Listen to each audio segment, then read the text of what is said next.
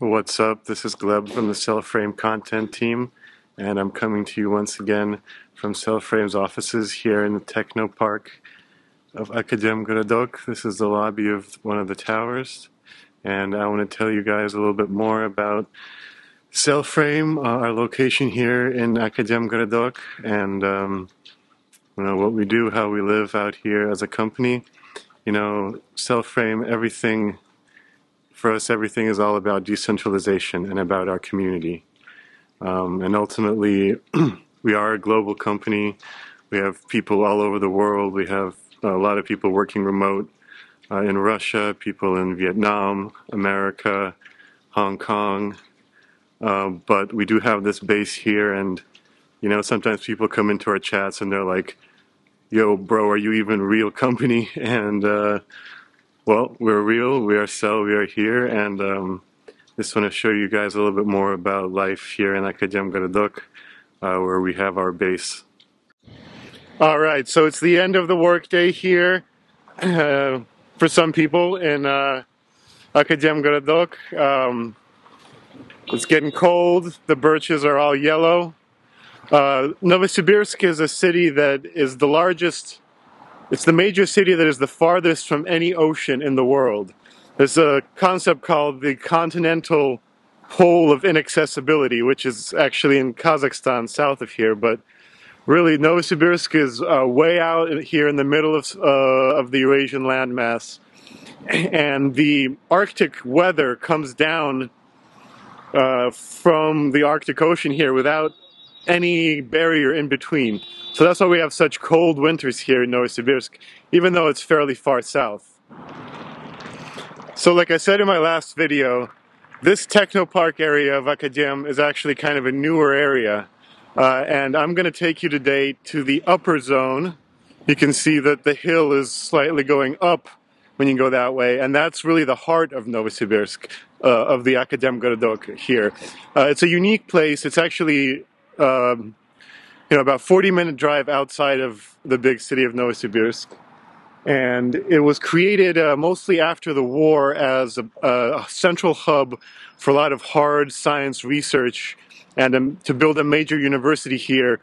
And the fact of its geography being right in the middle of the country and far away from any borders is why strategically this major research center was built here in Siberia. Alright, we are on our way to the upper zone of Akademgorodok. Akadem has a very special culture because it has been for so long this center of science and learning. And so one thing that's kind of funny here is, we pass all these different institutes that are operated by the Siberian Academy of Science.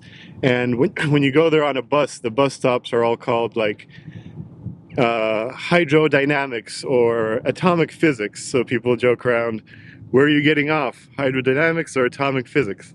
So this is, now we're heading towards the university, and so this milieu here with all the institutes and universities creates a very strong hard science background for a lot of people who were born and educated here, like Dmitry. So Dmitry studied at the Novosibirsk University, which we'll visit in a minute, but he dropped out of there. But he did finish school at a very special school here called Physmat, Physics Mathematics School, which is kind of a nationally recognized, very awesome institution. So here we go. We are in the Siberian forest here. This all these institutes were kind of built in the middle of the forest back when. Now it's a small town not far from Novosibirsk. All right, so we've left behind hydrodynamics and geophysics, and now we're in the college town area of Akadem. We've got a lot of college students waiting around here, getting off class. We got these little paths that go through little patches of woods that dot this area. And this is the college. This is the main new campus of Novosibirsk State. And the old campus is over there, which is also still functioning.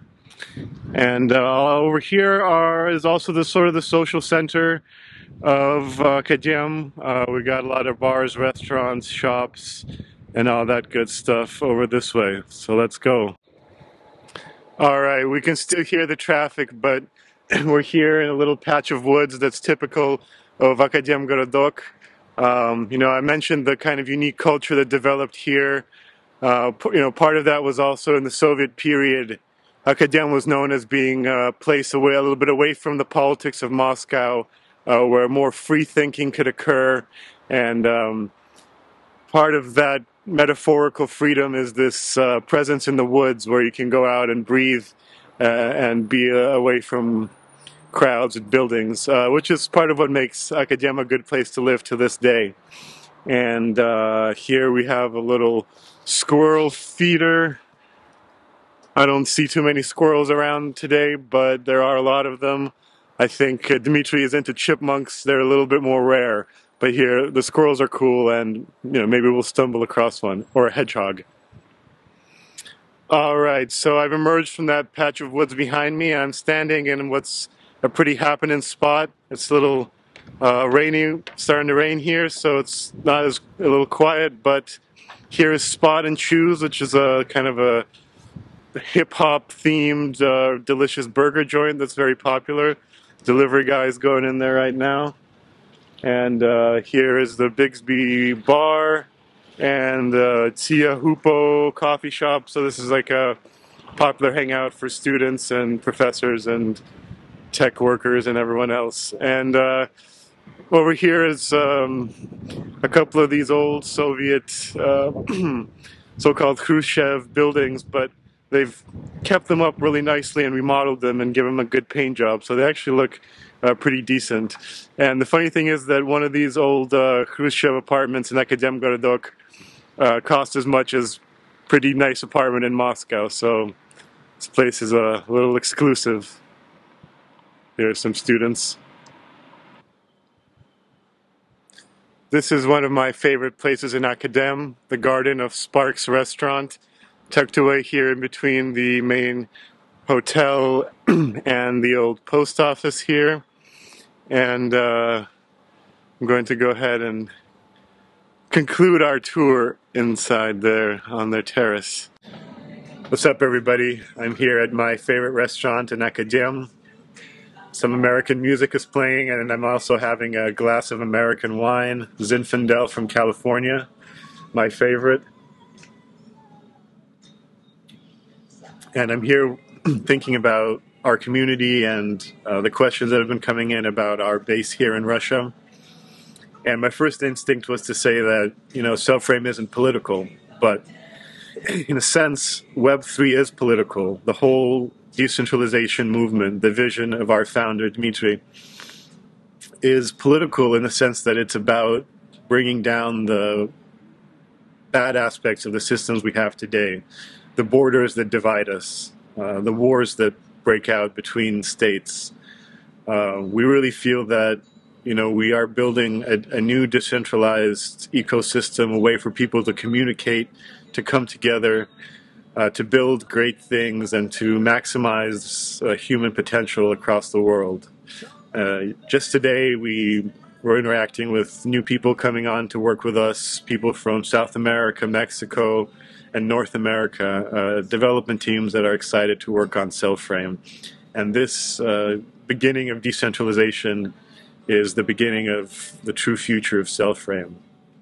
And so I hope that we can take what we have here in Akadem, this incredible base of hard science knowledge and wisdom, and this base that we have in Akadem, that where Dmitry was raised and educated, and take that and bring it to the world and have a lot of other people joining in our movement and building a new world together.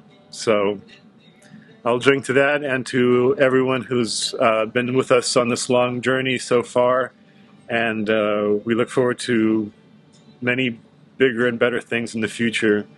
So peace on earth, goodwill toward men, and Web 3.0 for all. Peace.